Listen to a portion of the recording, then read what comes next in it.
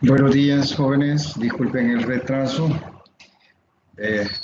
Se había presentado una emergencia. Trabajo con el MINED también y me atrasé un poquito, pero aquí estamos ya. Este día vamos a iniciar la tutoría 3. Déjenme mostrarles la agenda propuesta por el licenciado Ramos en metodología de la enseñanza de matemática. Bueno, recordarles que hay una tutoría de repaso el día miércoles. Este miércoles, me va a disculpar, yo no pude unirme a la reunión porque llegué demasiado tarde a la casa, se me presentó una situación complicada, tuve que salir lejos y regresé ya casi a las 8 de la noche, ¿verdad? Pero espero el miércoles poder reunirnos siquiera unos 15 minutos por alguna consulta, alguna duda que tengan. Para esta tutoría, pues, según la agenda, tenemos que ver el material de la unidad 3. Y si acaso hay alguna cosa pendiente de la unidad 2, pues también trataríamos de ver.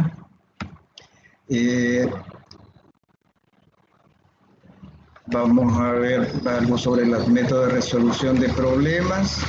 Desde ya les digo que para esa tutoría, en esta asignatura, no hay preguntas.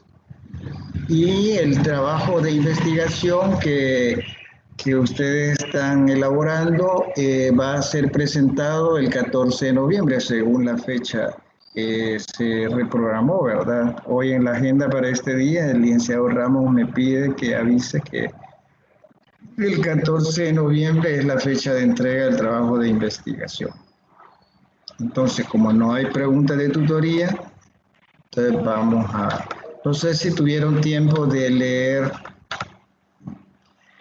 el material. Me gustaría saber, los que ya tuvieron chance de medio leerlo, ¿qué les ha parecido el material de la unidad 3? Si lo ven mero confuso, lo ven de utilidad o cómo lo ven, ¿verdad? Yo entiendo que tienen una carga académica fuerte, pero a más de algunos puede ser que le dedico tiempo a la lectura. Así no se preocupen, yo de todas maneras voy a desarrollar ahora el material, sobre todo de la unidad 3. Bueno, entonces comenzamos con el tema correspondiente. Dígame. Buenos días. Buenos días, dígame. Tengo una pregunta. Sí, dígame. El trabajo de investigación es el mismo sobre la práctica que vamos a hacer. Sí, es el mismo. Permítame un momentito.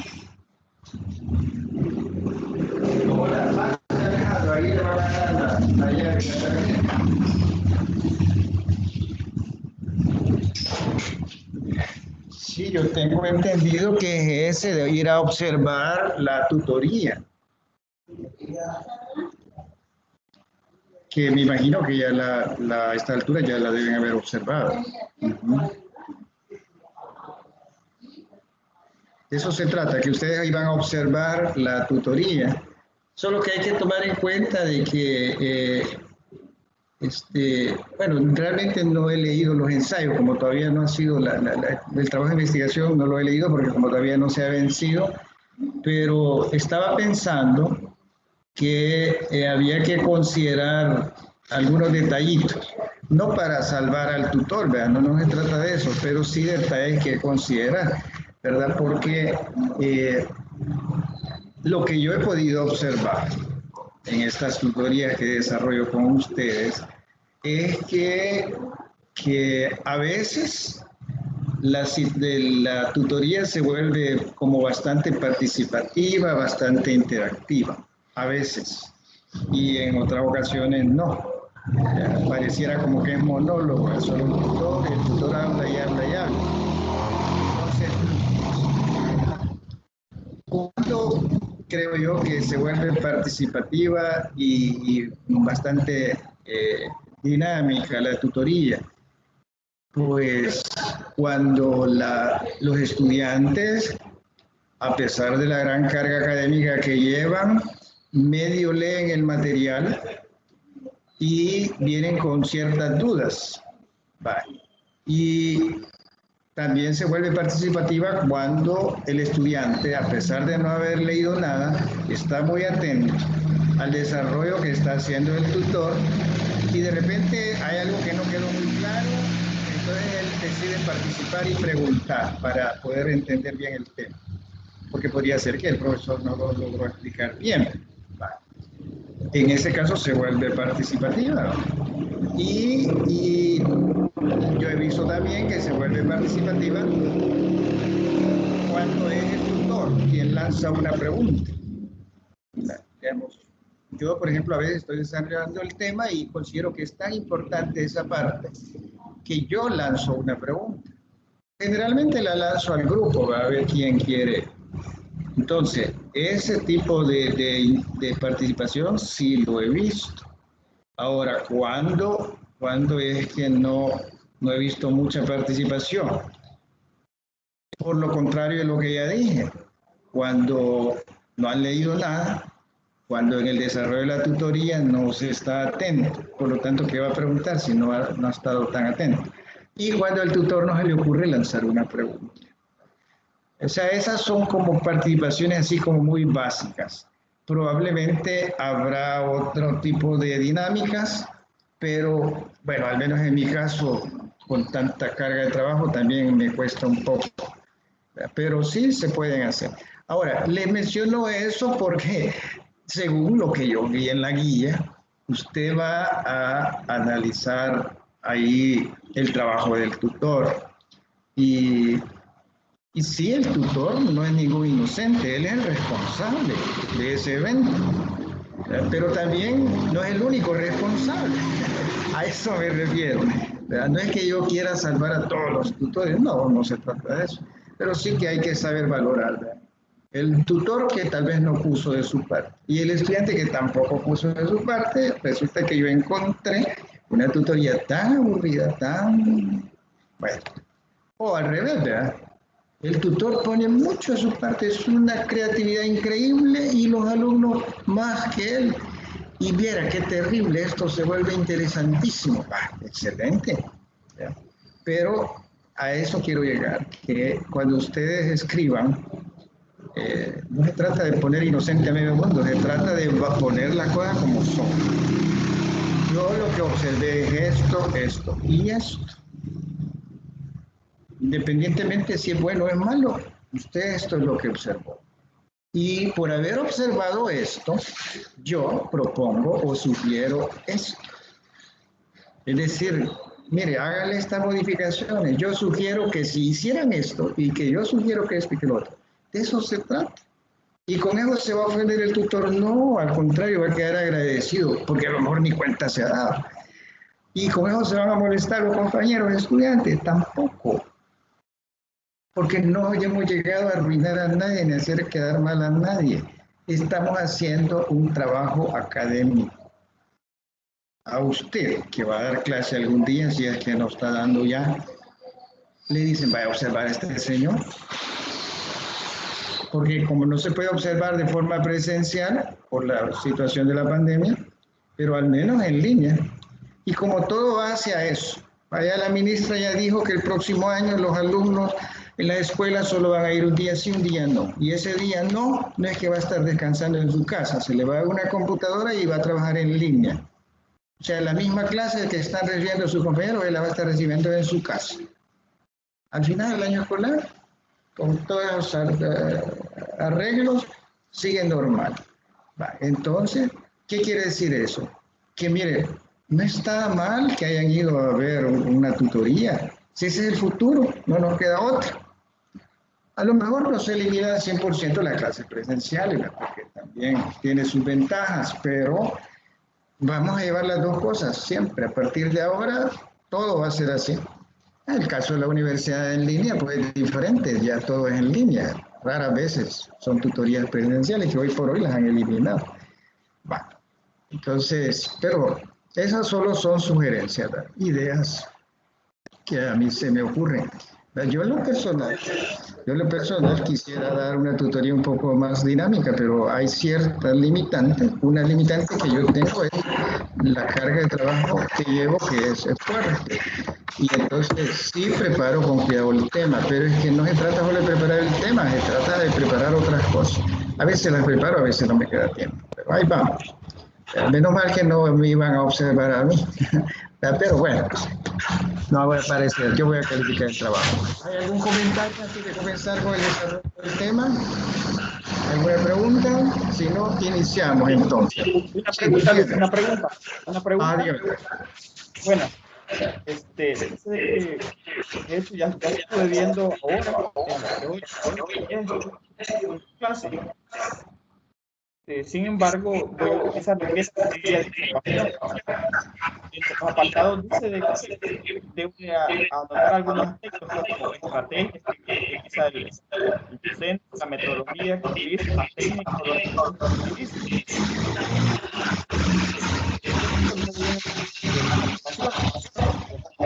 Todo eso. ¿Estamos bien ahí? Sí, está bien, está bien. O sea, ahí, cuando a usted le dicen, usted va a observar una tutoría, pero ¿qué en concreto va a observar? Eso que usted acaba de mencionar. Por ejemplo, mire, y todo esto de desarrolló el profesor, ¿cuál es el método que está aplicando? Y si usted dice, bueno, aquí a ver cuál método, busquen en internet o busquen el material de que se les ha dado, la lista de los métodos, los enfoques. Y usted dice, bueno, por lo visto, este método es el que está haciendo el profesor. Y luego, con las estrategias, usted va a ir a observar qué estrategia aplicó. Por ejemplo, eso de que van a usar una diapositiva o si él pasó un video primero, eso es parte de la estrategia. Que si él lanza preguntas o no lanza preguntas, esa es otra estrategia. Porque hay diversas estrategias, pero usted va a hablar, va a sacar el listado de lo que vio en esa tutoría que observó. Ya muy diferente es cuando usted va a dar sugerencias. Eso ya es un capítulo aparte.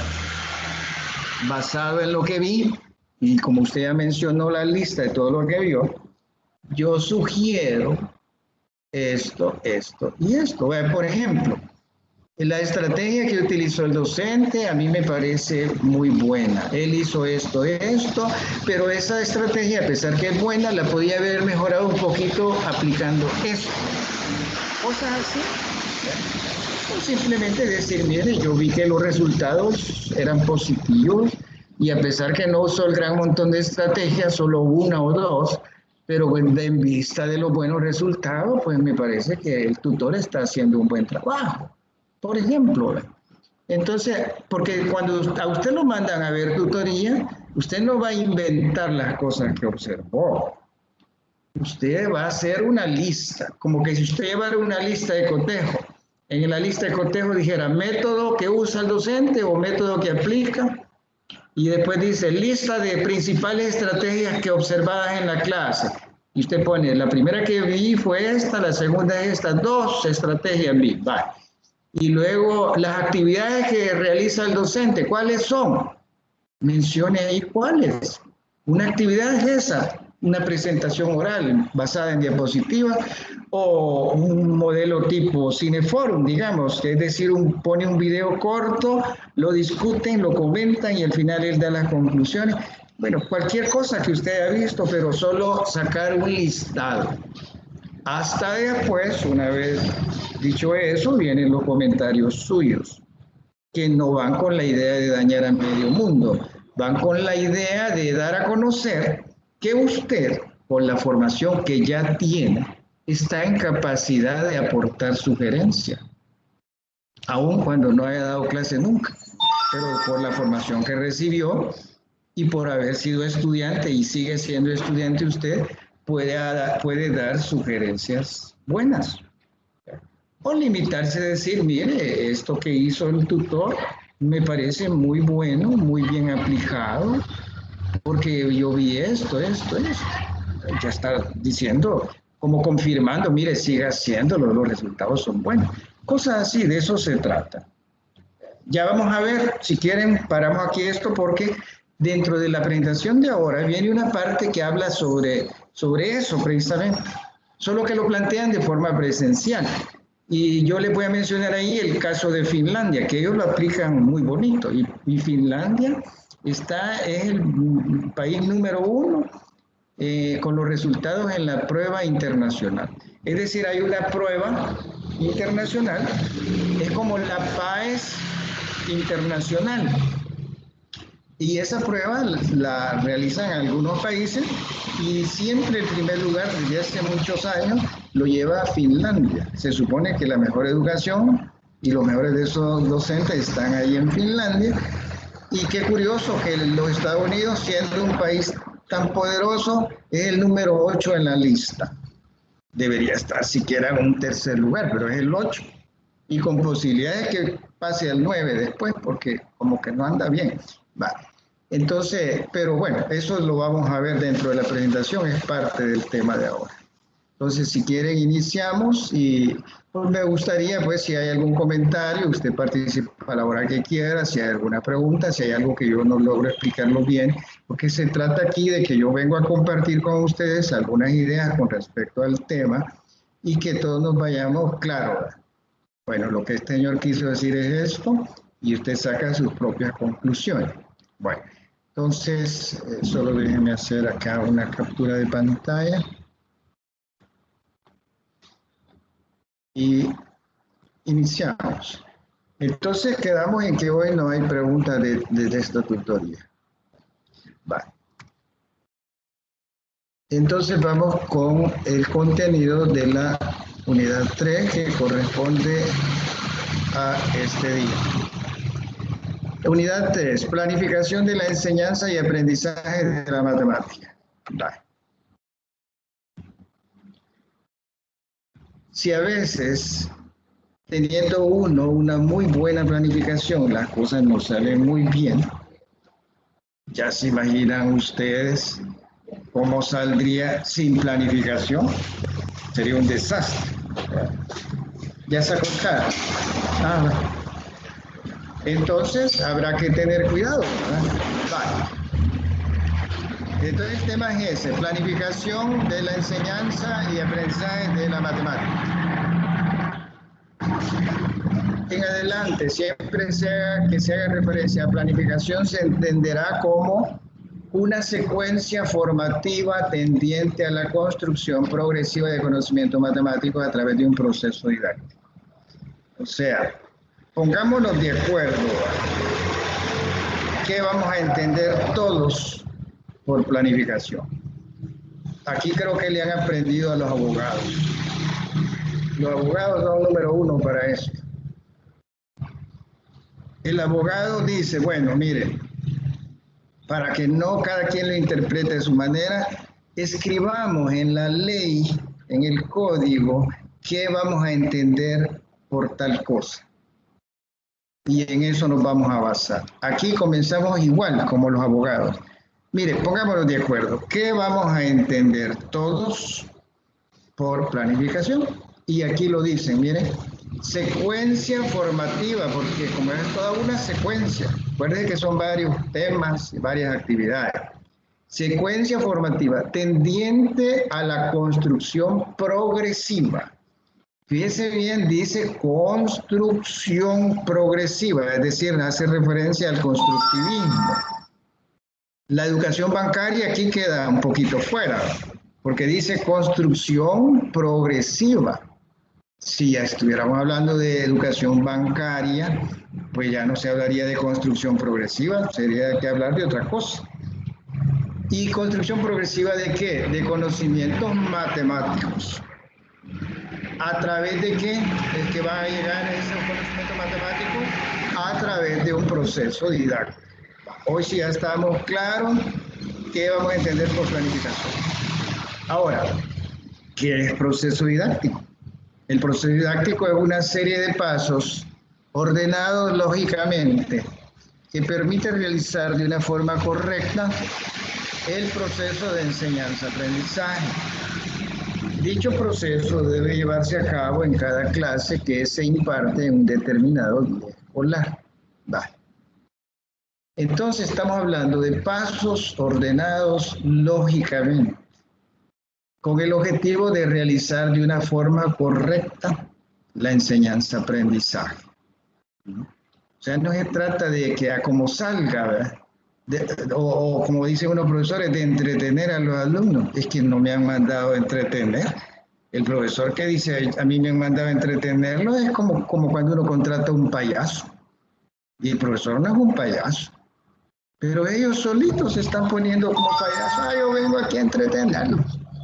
¿Acaso es payaso? Él es profesor y debe, aquí dice, mire, una serie de pasos ordenados lógicamente. Es decir, no va a llegar a inventar o a como salga. Y que además eso le va a permitir realizar de forma correcta el proceso de enseñanza. ¿Y por qué tiene que ser así? Porque es un trabajo delicado el que está haciendo, es un trabajo académico, un trabajo intelectual, peor en el área de matemática. Si lo que se pretende al final de cuentas es que el estudiante logre comprender los conceptos matemáticos, que son esencialmente abstractos. Y el problema es ese, que como son conceptos abstractos, si no sabemos dar bien la clase, no llevamos bien guiado a la... Podrás seguir los pasos de un algoritmo, pero comprensión completa y clara del concepto abstracto a lo mejor no. Entonces, como decimos los salvadoreños, no estamos en nada. Porque el objetivo último era ese y ni siquiera nos acercamos a ese objetivo. Nos perdimos por ahí.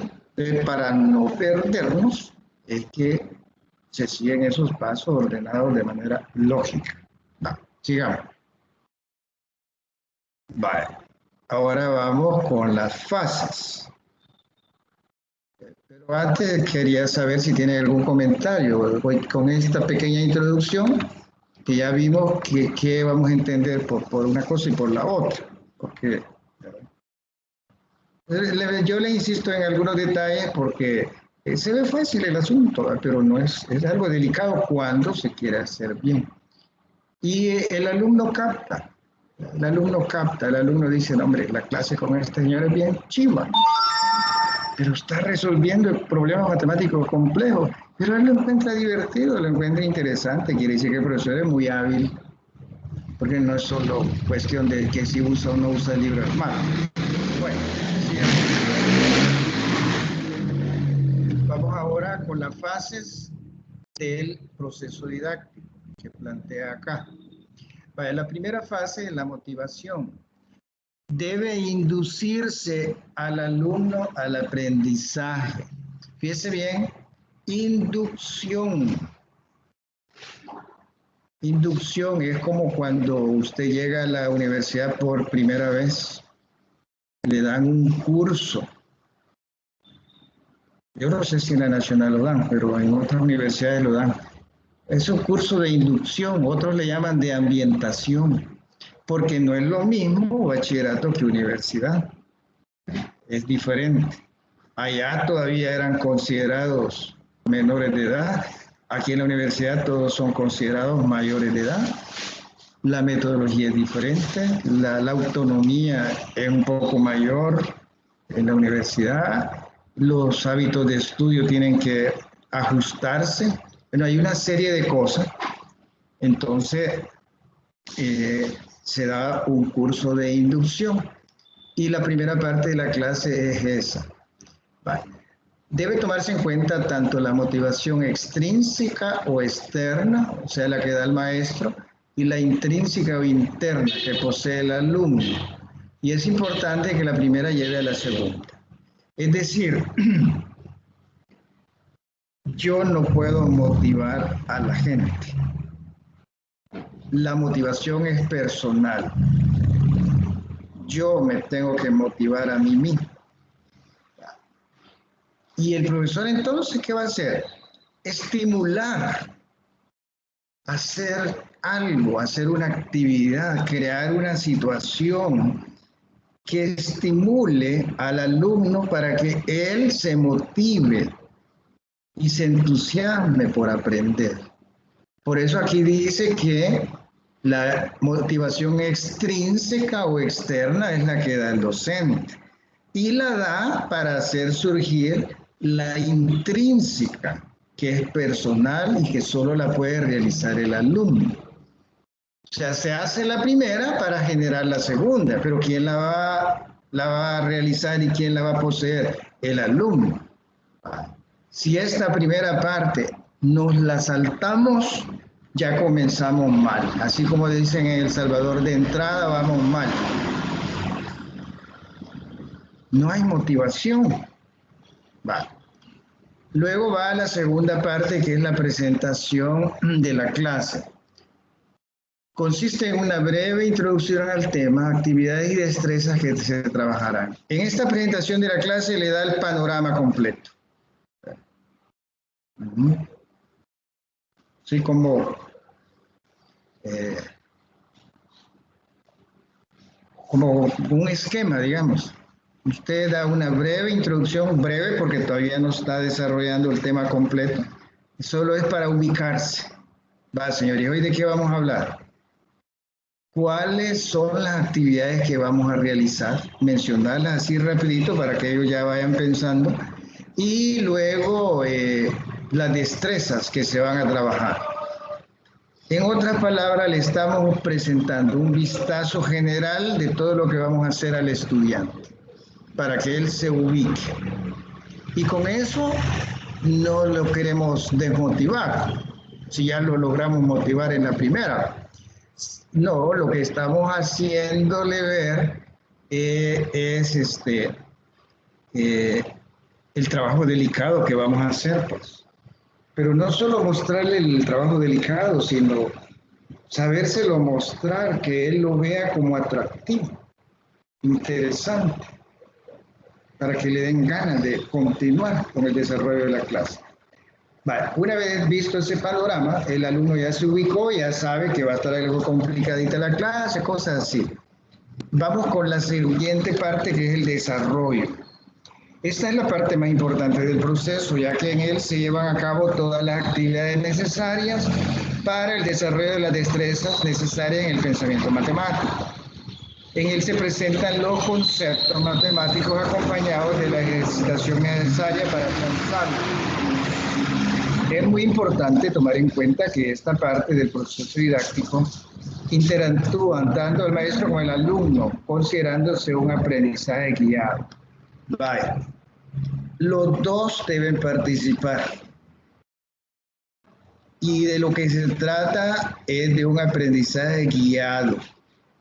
No debe participar solo el profesor. El único que habló y llenó la pizarra fue él. Y el alumno que hizo nada. Hasta se durmió tanto ver cosas. Y o al revés, ¿verdad? Vaya, aquí están los ejercicios, háganlo. Y él se pone a oír música, el profesor con su audífono. Tampoco. Es que los dos deben participar. ¿Por qué? Porque es un aprendizaje guiado. El profesor ya explicó algunas cosas, ahora deja trabajar a los alumnos, pero anda observando si lo están haciendo bien. Los corrige si no van bien. Los alumnos le consultan, mire, profe, ¿y aquí qué hacemos? Viera que nos hemos trabado en esta parte, que mire. Es un aprendizaje guiado. Vale. Luego viene la fijación. Ya se hicieron la mayor parte de actividades con la guía del profesor, la asesoría del profesor, la asistencia técnica de parte del profesor. Es necesario ahora que se planifiquen actividades de ejercitación, ya que de esta manera que las destrezas serán afianzadas y los conocimientos asimilados. Vaya, La parte de fijación viene después del desarrollo de la clase. El alumno ya trabajó, el alumno ya realizó actividades, ya se le subió la autoestima, digamos, porque él logró resolver el problema planteado. Ya descubrió que él tiene capacidad. Vale. Ahora viene la parte de fijación. Mire, como ya resolvió usted tranquilamente este problema, ahora le haga estos 6 ejercicios, que son parecidos. ¿Y por qué tengo que hacerlo? Para que grabe bien todo eso. Por eso se llama fijación, porque ya vimos que puede, pero necesitamos que quede bien guardado. Ahora viene la otra etapa, que es la integración. Recordando que el alumno debe construir su propio conocimiento, es necesario que cada aprendizaje nuevo sea integrado al anterior de manera correcta. En el área de matemática esta fase resulta ser muy fácil, ya que todos los conocimientos van unidos y necesitan de los anteriores para ser aprendidos. Esto quiere decir que lleva una secuencia lógica. Integración es cuando el alumno va relacionando lo que ya sabía con lo nuevo. Es que en el caso de matemáticas por fuerza tiene que ser así porque todo va relacionado. Una cosa lleva a la otra. Luego viene la fase de evaluación. Uno de los momentos más importantes en el proceso de enseñanza-aprendizaje es la evaluación, ya que de esta manera podemos apreciar de una manera objetiva el progreso de cada alumno. Y debe ser evaluación continua. Miren, no hay que esperar a final de mes o final de la unidad para hacer una evaluación y ver si aprendieron o no aprendieron. Lo ideal es hacerla en cada clase. Si usted dice, mire, ¿y cómo? Si son 40 alumnos los que tengo, ¿y cómo voy a evaluar? Necesitaría pasar ahí el resto de la mañana solo en eso. No, porque lo puede hacer por muestras. Digamos, quiero saber si de verdad me comprendieron estos muchachos. Me parece que sí, pero hay que estar seguro. Sobre todo porque tengo que poner una nota. Entonces, elijo yo 3. Pasamos aquí adelante, explícanos esto. Y le califico a él ya de una vez. Esos 3 ya quedaron evaluados. Probablemente en la siguiente clase voy a elegir otros 3. Bueno, hay tantas formas de hacerlo. Entonces, lanza plantea un problema general y dice, a ver, ¿quién quiere pasar a resolverlo? Y si todos levantan la mano, ¿qué quiere decir eso? Bueno, que todos aprendieron, que el volado está fácil. Entonces ya está ahí la evaluación. La cosa es que el profesor no debe salir de la clase en la luna adivinando, bueno, ¿y habrán aprendido o no aprendieron? ¿Me di a entender o no me di a entender? ¿Logré explicar o no logré explicar? Y va a morir con la duda. No, así no es el asunto. Hoy mismo debes saber si aprendieron o no aprendieron, si se logró o no se logró el objetivo y qué tanto se logró. Por eso la evaluación dice que es continua. Entonces habrá que inventarse ahí. El libro en mate trae al final como qué hacer para descubrir, para medir los resultados, es decir, la evaluación. Pero aunque no traiga nada el libro en mate, hay que hacerlo, porque nunca debe salir de la clase adivinando el profesor. Cuando sale dice, bueno, por lo menos vi que la mayoría me comprendieron, que por lo menos la mitad sí logró resolver todo. Que el tanto por ciento de esta clase sí, vamos viendo. Pero él ya no sale engañado. Luego viene la parte de retroalimentación. Es necesario que el aprendizaje se dé de manera correcta, por lo cual hay que retroalimentar. Esta parte de retroalimentación es, por ejemplo, cuando se hacen las correcciones. Mire, del ejercicio planteado, esta parte no está bien hecha. La vamos a revisar. Ahí comienza el profesor a revisar, explicando por qué se equivocaron, dónde hay que tener cuidado para no volver a hacer lo mismo. alumno que ya se dio duro con ese ejercicio y se dio cuenta que estaba mal, al ver la aclaración que hace el profesor, hoy sí ya entendí, hoy no me vuelve a pasar. Esa es la retroalimentación. Ya en otra vez va a ser difícil que cometa el mismo error. Podrá cometer otros, pero no el mismo. ¿Cómo se puede? Bueno, antes de entrar en esto, porque vamos a entrar por los conceptos y todo eso, ¿hay alguna pregunta, algún comentario sobre esa forma como está estructurado el proceso didáctico, desarrollo de una clase? ¿Vamos bien o tienen algún comentario, alguna pregunta sobre eso antes de pasar al otro? Ese es el orden que se debe seguir. Es el orden sugerido. Es que mire, aquí en esto nada es camisa de fuerza. ¿Por qué? Bueno, por diversas razones. Primero, porque usted no tiene alumnos clonados. Cada alumno es diferente. Segundo, porque usted hizo una prueba diagnóstica. Al ver qué contenido va a desarrollar, sabe qué tan preparados están esos alumnos para comprender ese tema o si se lo puede, ya estos hipotes, ya todo eso ya se lo sabe. Entonces, ese es otro factor que había que tomar en cuenta. Y luego habrá que ver qué importancia tiene el objetivo y revisar si esta propuesta que acabo de mostrarles encaja perfectamente para lograr ese objetivo, yo la voy a respetar. Pero si veo que no cuadra mucho, pues la modifico. ¿Por qué? Porque el objetivo no es respetar esta propuesta. El objetivo es que usted logre con sus estudiantes ese objetivo que le pide el currículum. Veamos, licenciado. Correcto, se hace la planificación un día antes, una semana antes, meses antes de la planificación, luego te llega el día, pero surgen ciertos imprevistos. Ese mismo día se podría modificar la planificación. Sí, se puede modificar. Es que le digo, esto no es camisa de fuerza. O sea, a usted el Ministerio de Educación le dice este tema va a desarrollar y este objetivo debe alcanzar. Vale. Pero lo demás, ahí estamos hablando de libertad de cátedra. Usted es un profesional en la materia y usted va a ver si va a respetar ese esquema o lo va a modificar, siempre y cuando el objetivo se logre. Entonces ahí hay libertad, eso es la famosa libertad de cátedra. Ahora, acuérdese que aquí se da como estándares, pero cada realidad es diferente.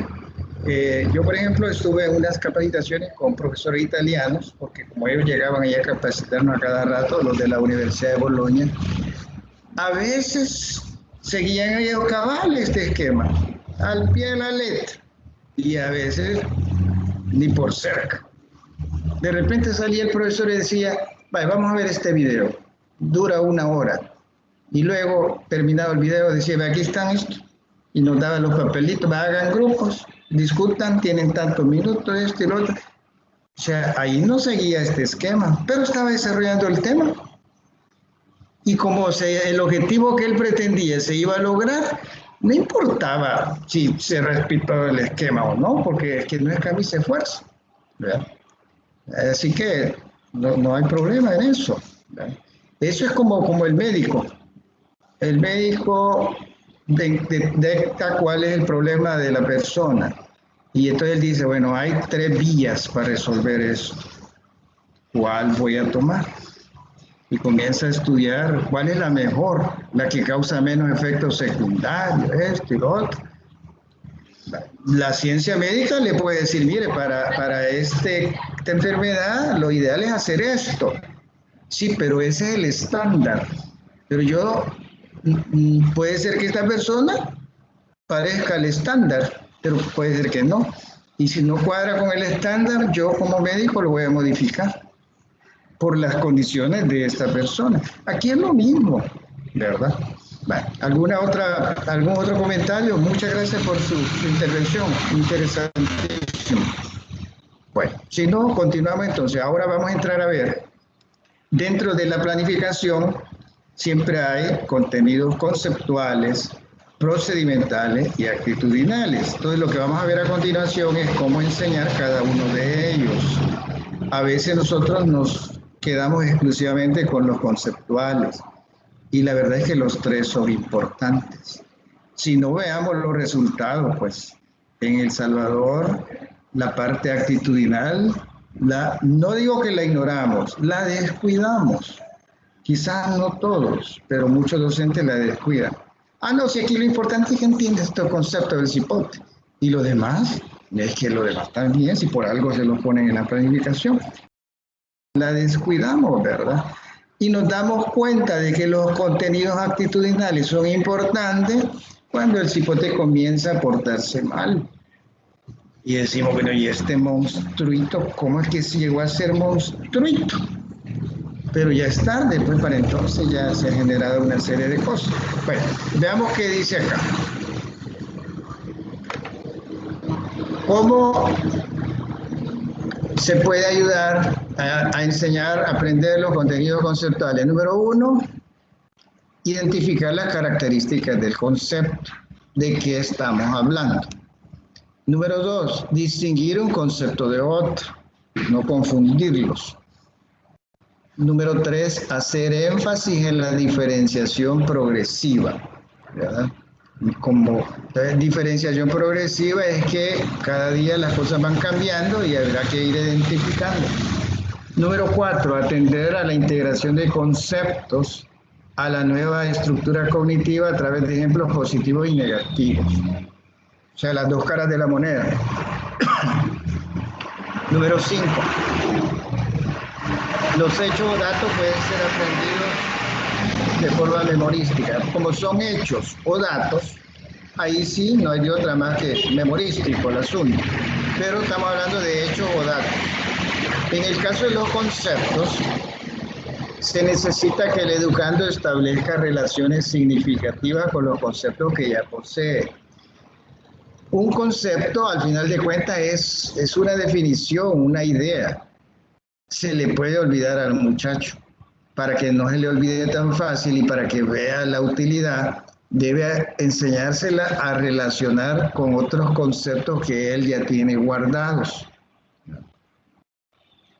Y número 7, se debe dar importancia al establecimiento de relaciones significativas entre los datos y conceptos, atendiendo a la claridad del objetivo. Entonces, eso es importante. Por ejemplo, la guerra civil en El Salvador duró bastantes años. No recuerdo cuánto, pero pongámosle unos 12 años. Entonces, y no estaría de más que el profesor les dijera, observen que duraron muchos años. O sea, no es una guerra chiquita de un día. La famosa guerra de 100 horas, ¿no? La guerra civil en El Salvador duró bastantes años y habían muertos y desastres todos los días. Entonces, ¿y para qué nos va a servir esto? Para no olvidarlo y que no se repita. Si nosotros no sabemos que hubo una guerra civil y que además fue cruel y que duró un montonazo, no vamos a sentir de a qué hora ya estamos metidos en otra y otra tal vez peor y más larga. Entonces, para que eso no se dé, hay que estudiar. Veamos que hubo una guerra que sucedió en tal fecha, que duró tanto tiempo y que fue cruel, matona, sanguinaria, y que nadie desea volver a pasar por lo mismo. La cosa es que le vean ellos que, mire, si esto se está mostrando es por algo. No es una idea así. Sigamos. ¿Cómo se puede ayudar a aprender los contenidos procedimentales? Mire, aunque esto no es evaluación, pero desde ya hay que tener claro. Si yo voy a enseñar conceptos, ¿qué es lo que voy a evaluar? Conceptos. ¿Y por qué? Y es que eso enseña. No puedo hablar algo que no he enseñado. Ahora vamos con los procedimientos. Si yo voy a enseñar procedimientos, procesos. ¿Qué es lo que voy a evaluar? Procesos. No es que, mire, yo quería preguntar conceptos de memoria. No, es que no he enseñado eso. Usted enseñó procedimiento, por lo tanto debe evaluar procedimiento, y así con las actitudes. Vale, vamos a ver. Debe permitir conocer cómo realizar los procedimientos y utilizarlos correctamente para realizar nuevos aprendizajes. Vale. Eso es lo primero. Número 2, exige del profesor que trabaje con los conocimientos previos del alumno, los cuales deben estar explicados y claros. Presentar el procedimiento en forma significativa. Como... Una pregunta. Dígame.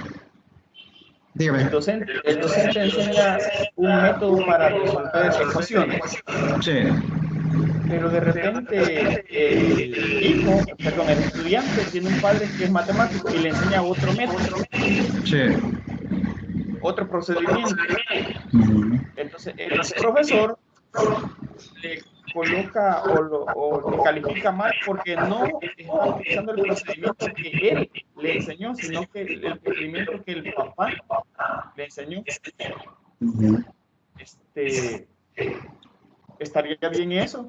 Porque está calificando procedimientos, imagínate. Mire, ahí depende de cómo se planteó la situación al inicio de hacer esa tarea, ¿verdad? Porque si el objetivo era, es que siempre trabajamos con objetivos, si el objetivo era que el estudiante resuelva la ecuación y nada más, entonces si la resolvió con otro método o el que yo enseñé, mire, el objetivo era ese y el objetivo se logró, no como yo enseñé, pero se logró. Vale. Ahora, si usted como docente considera que es dada la importancia de ese método de solución, o sea que el método de solución que usted va a enseñar es tan importante para el estudiante, porque ya sea que es el mejor método o por lo que sea, entonces debido a su importancia, usted tiene que hacer la aclaración.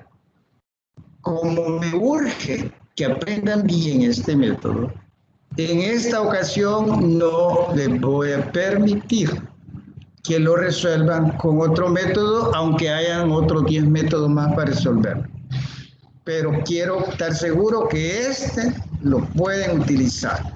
En ese caso, aunque sea el papá el que le inventó otro método, usted no lo va a aceptar, porque hizo la aclaración. Así que por eso tiene que ser cuidadoso. Pero yo me referí... Ajá, dígame. Como cuando se está enseñando el método de la cuadrática. Sí. Es específicamente ese método el que se va a calificar. Ajá. Entonces tiene que hacer la aclaración. No quiero otras formas de resolverlo, ¿verdad?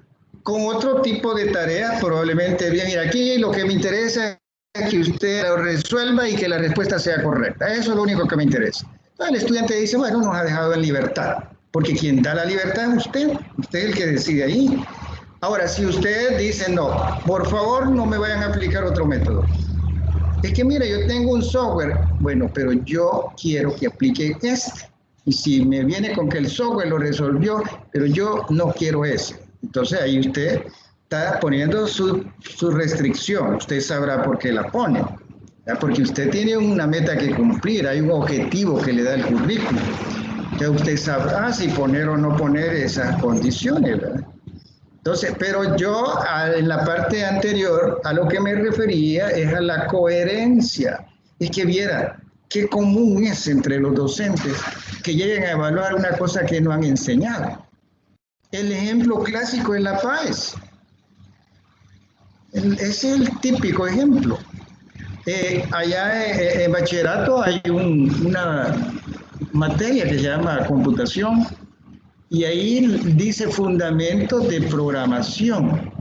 Resulta que este cipote estudió a distancia y que no habían muchos profesores y agarraron un profesor de ciencia y le dijeron, mira, aunque sea esto, vas a ir a dar porque el currículum lo pide. Y el profesor que no sabe nada de programación, pues se limita a dar un par de ideas ahí teóricas, pero el cipote nunca aprendió a programar. Viene la paz y le hace saca unas 10 preguntas sobre fundamentos de programación. Ahí sí es injusto, porque le están evaluando algo que él no aprende, nadie le enseñó. Entonces, ¿por qué le están evaluando algo que no le enseñaron? Es diferente al cipote que tuvo un buen profesor de computación, aprendió a programar, al menos la parte fundamental, y el día que lo evalúen, si sale mal es por champón, pero a él le enseñaron, que él no aprovechó, ese ya es otro lío bien aparte. A eso me refería, pero en el caso suyo, que usted plantea esa situación, es usted quien va a poner las condiciones. Si a usted lo único que le interesa es que hagan bien resuelto las cosas, no importa cómo la hagan, siempre y cuando sea un método válido. Ahora, si usted dice, no, es que este método me interesa que lo aprendan bien, entonces usted pone la condición. Si me lo traen resuelto de otra forma, no se lo puede aceptar. Tiene 0.0. Usted es el que manda. Si el estudiante de necio dice, que me lo haga mi papá, pero él este método no se lo puede, entonces cuando le aparezca un 0.0, como acuérdense que toda tarea lleva criterios de evaluación. Un criterio de evaluación podría ser ese. Aplicar estrictamente este método en la solución. Y cuando llega el papá bien bravo, mire, yo se lo resolví, apliqué otro método, está bien resuelto, pero usted me le puso 0 a mi hijo. Sí, porque hay un criterio de evaluación que yo lo di a conocer antes de que su hijo se ponga a hacer la tarea, y ahí decía que dada la importancia de este método, yo no iba a aceptar trabajos hechos usando otro método. Que ese método que usted aplicó no sé, es precioso, sí, pero en este momento el dueño de la clase soy yo. Yo pongo las condiciones. Y ahí no hay para dónde. En una demanda, usted gana. ¿Qué es lo que lo va a salvar a usted? No, lo que va a salvarlo no es el capricho, la prepotencia, eso no lo va a salvar. Lo va a salvar el criterio de evaluación que usted estableció. Pero eso se ve en la otra materia de evaluación, pero lo menciono así. Bueno, gracias, es una situación interesante que de hecho se da. Bueno, sigamos entonces con los procedimientos. Exigir una explicación oral por parte del alumno. A ver, explíqueme así habladito. ¿Cómo le hizo para resolver esto? Número 5. Se realiza por enseñanza directa, imitación de modelos o por análisis y reflexión de casos. Número 6. Supone la utilización de otros contenidos que den significación a los nuevos. Sí, es correcto. Debe servir de manera personal y debe ser progresivo. Este aprendizaje admite grados. O sea, porque los procesos a veces son procesos sencillos, después los complicamos un poco, o sea, es gradual. Y número 9, supone hacer el énfasis en el cómo lo hace el alumno, más que en el qué. Esta última parte es importante. Si a usted lo han mandado a enseñar procedimientos, lo más importante, usted se va a enfocar la evaluación en cómo lo hace, no tanto qué hace, sino el cómo. ¿Y por qué el énfasis va ahí? ¿Por qué eso es lo que va a evaluar usted? Porque estoy enseñando procedimientos, por eso. Si yo estuviera enseñando conceptos, probablemente ahí sí. No me interesa mucho el cómo, sino el qué. Pero como no estoy en eso, vale, sigamos. Por eso aquí la palabra maravillosa es coherencia. ¿Cómo se puede ayudar a enseñar a aprender los contenidos actitudinales? Número 1, el aprendizaje de actitudes es un proceso que se realiza por la interacción con otras personas. Se inicia con previo de normas y reglas. Vaya, miren. ¿Por qué la actitud es importante? Porque la actitud es una predisposición a la acción. Y ese es el problema. No lo predispone a usted a pensar,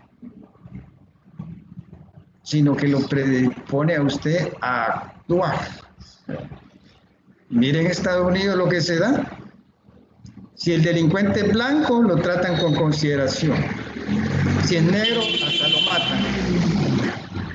O sea, el color de la piel decide el trato que le van a dar. Esa es una actitud de muchos agentes gringos. Pero estamos hablando de acciones.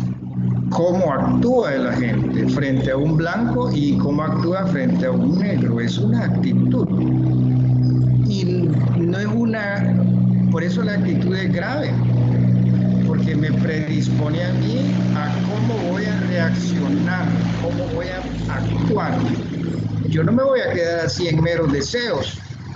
Una actitud no lo predispone usted a un deseo. No, qué bonito fuera. Un deseo, ahí está, pues. No molesta. Pero la acción sí. Si es mala acción, estorba, daña. Y como la actitud lo predispone a eso, por eso es que las actitudes son importantes. Dice acá que lo primero es establecer normas y reglas. Eso siempre se hace, lo que pasa es que después se olvida. ¿Verdad? Cuando usted, por ejemplo, llega a una clase, dice, vaya señores, me pagan el celular, por favor. ¿Verdad? Y vamos a mantenernos en silencio y solo vamos a hablar cuando querramos preguntar algo o comentar algo. Y usted está en su derecho, como dueño de la clase, de poner esas normas. Y podría ser que el estudiante le diga, ¿verdad? Sí, profesor, estamos de acuerdo con usted, pero agregue dentro de esas normas que usted tiene que llegar puntual a clase. ¿Sí? Y que nos va a sacar puntuales, porque no solo la clase suya tenemos. Es decir, si usted dice a las 8 de la clase y va llegando a las 9, quiere decir que usted a nosotros no nos respeta como estudiante. Peor si eso sucede todos los días. Vale. Que suceda ya de vez en cuando, bueno, pues sí, el carro se le quedó a medio camino, hubo un derrumbe, no pudo pasar. Son casos excepcionales, ya son excepciones, pero que ya todos los días llega tarde. Entonces el alumno también puede sugerir, agregue por favor, profesor, de que usted nunca va a llegar tarde. Y agregue también que nunca nos va a sacar un minuto tarde, siempre hora exacta, porque después de esta clase entramos a otra. Y usted debe respetar eso. Esas normas, ahí está generando ya actitudes. Número 2, ocurre cuando hay cambios en las actitudes y los comportamientos generadas por los procesos de socialización que deben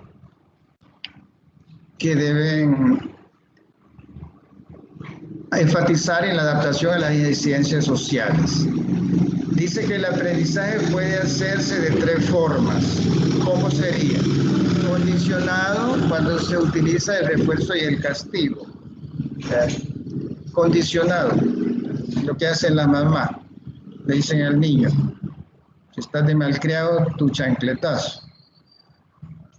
Te portaste bien, ahí me acordaste, voy a regalar dulces antes que te vayas para la escuela. Eso es estímulo y castigo. Luego el otro es el por modelos, cuando reproduce las acciones de modelos reales o simbólicos. Ahí estamos viendo modelos. Y el problema es qué tipo de modelos le presentamos a los estudiantes. Sale el niño de la casa, un niño, hablemos de un niño de 10 años, por ejemplo, va para la escuela, ya lo dejan ir solito a la escuela porque queda cerca la escuela. Vale. ¿Qué es lo primero que encuentra ahí en la esquina? Un marero que está vendiendo droga y además le ofrece a él, deberías probarla. La primera vez te la voy a regalar y después te vendo las coras. Y al entrar a la escuela está gritando una señora que la acaban de asaltar. Y así, solo modelos feos se encuentra el niño. El panorama cambia si de repente, al llegar a la escuela, la gran sorpresa. Este día, niños, hemos invitado a la Orquesta Sinfónica Infantil, que le va a dar un concierto. Y el bichito va viendo niños de su misma edad, expertos en el violín, expertos en el teclado, y qué música más linda, y dice, mire, yo no sabía, hay bichitos de mi misma edad. Entonces, ese es el problema. Los modelos, ¿qué modelos tienen? Es el problema que se está dando ahora. El papá se va a trabajar, la mamá se va a trabajar y el cipote queda solo. Solo le dicen al del microbús, ahí me lleva a mi hijo a la escuela y después pasa a traer, va. Entonces el pobre cipote pasa solo todo el día porque el papá y la mamá trabajan. Y cuando él quiere hablar de sus cosas personales, no tiene con quién. ¿A quién le pregunta? Al microbús, al motorista. Mira, le dice, ¿vos ya te has enamorado? Sí, ¿y vos? Fíjate que yo creo que estoy enamorado, y que esto y que el otro, y comienza a contarle cosas muy personales a un desconocido. Y el imagínate un microbusero que a ver de dónde lo han sacado, ¿qué le puede decir a él? ¿Y por qué? Por falta de un papá que esté ahí.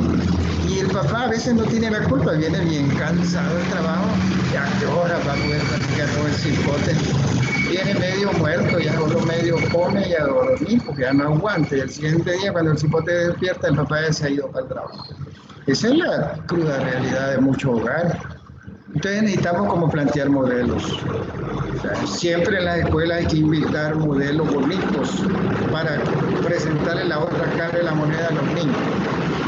Y luego viene por interiorización, cuando se logra la autonomía sin control externo. El muchacho está convencido que así deben ser las cosas. Y lo vigilen o no lo vigilen, lo regañen o no lo regañen, él va a respetar las normas. Llegar a ese nivel no es fácil. Entonces, lo demás que dice acá es que es progresivo, dinámico y depende del profesor. Al principio se hace de acuerdo con normas y reglas, luego atendiendo a los juicios y valores propios. Exigen adecuación y consistencia institucional acerca de los valores, ¿verdad? Entonces, cuando hablamos de actitudes, hay un cuento de Rubén Darío que lo deja uno con la boca abierta, pero es la triste realidad. San Francisco y el lobo, ya ustedes ya lo habrán leído. El lobo comienza a llegar a comerse a la gente al pueblo y la gente va donde San Francisco y le dice, mire, San Francisco, hable con el lobo que deje venir a comerse gente aquí al pueblo, ya que estamos quedando ralitos. Y entonces San Francisco, como según la iglesia, tenía poder para comunicarse con los animales y con las plantas. Entonces llega y le dice, hermano lobo, ¿por qué está llegando a comer gente al pueblo? No hagas eso. Ellos son seres humanos. Vos no tenés derecho a comértelo. Y el lobo que le contesta, mire, hermano Francisco, yo he matado porque tenía hambre, pero hoy que he estado visitando la ciudad, veo que el hombre no mata por hambre. Imagine qué vergonzoso. Mire, un cuentecito de eso, ponerlo a discutir con los alumnos. ¿Qué más enseñanza actitudinal que esa? El hombre muchas veces queda peor que un animal. Se supone que el hombre está muy, pero muy arriba de los animales. Y con ese comportamiento queda por debajo de los pies de los animales. Pero bueno, esa es otra cosa. Sigamos. Ahora vamos con modelos de planificación docente. La planificación es lo que permite unir una determinada teoría con la práctica docente. Vale.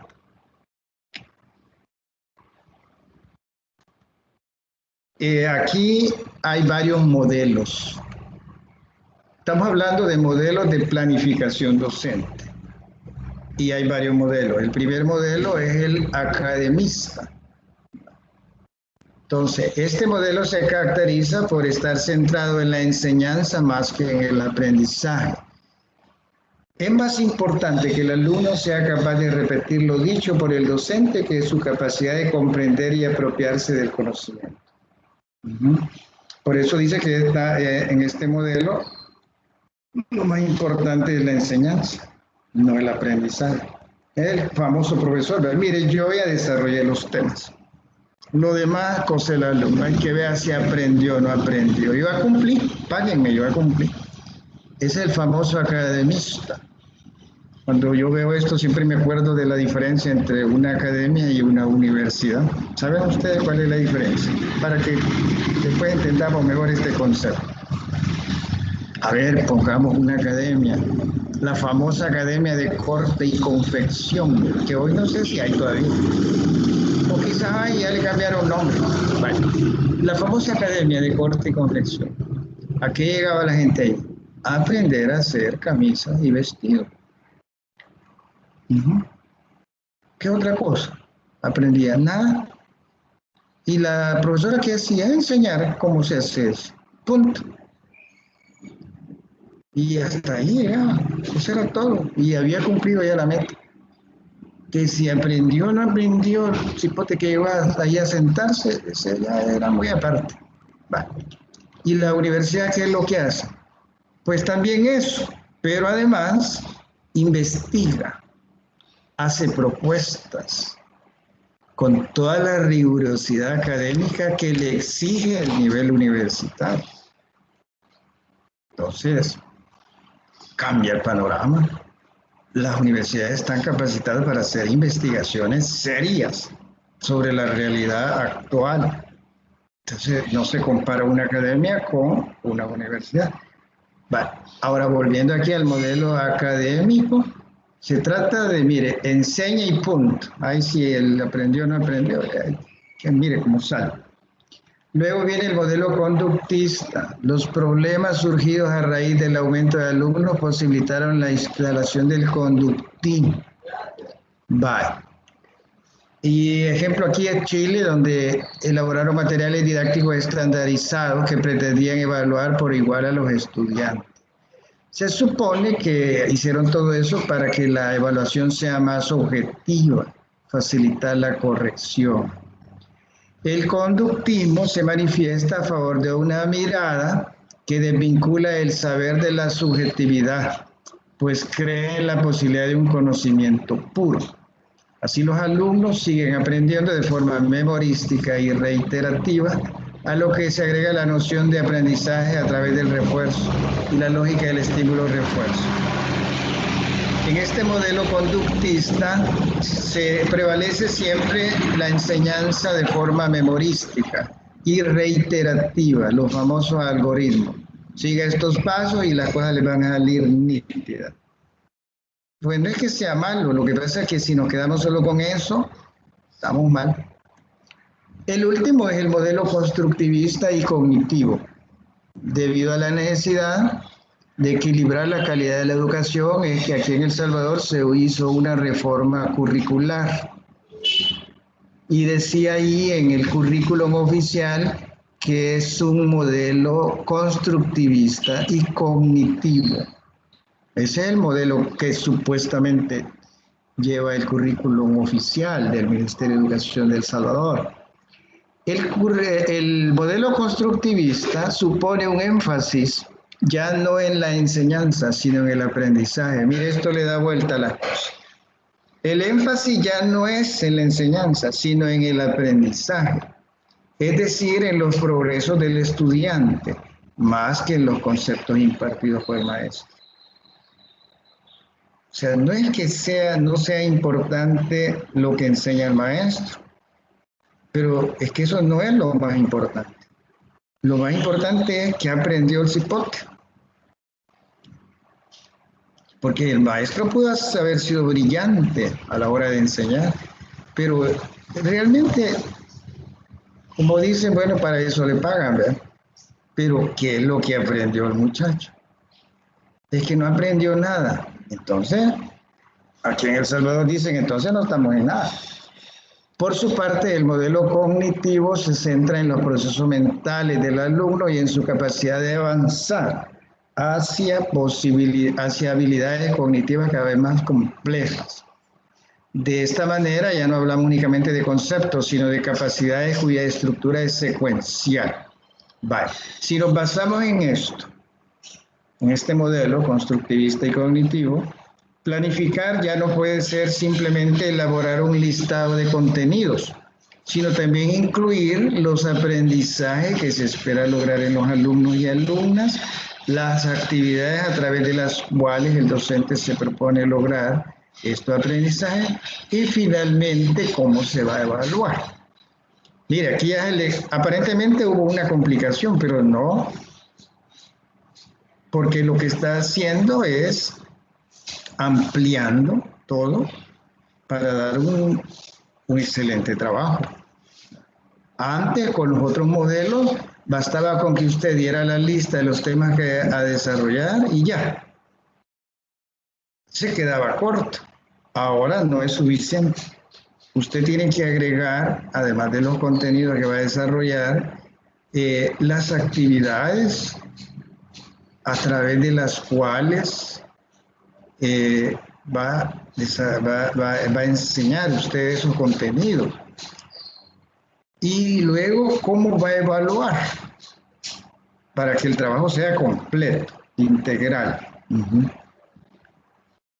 Ahora vamos con voy un poco rápido porque tenemos poco tiempo, pero si no les molesta podemos pasarnos unos 10 minutos más después de las 12 para sacar al menos la mayor parte de esto, porque yo comencé tarde, tuve un retraso ahí por el trabajo. Permítame, solo copio esto.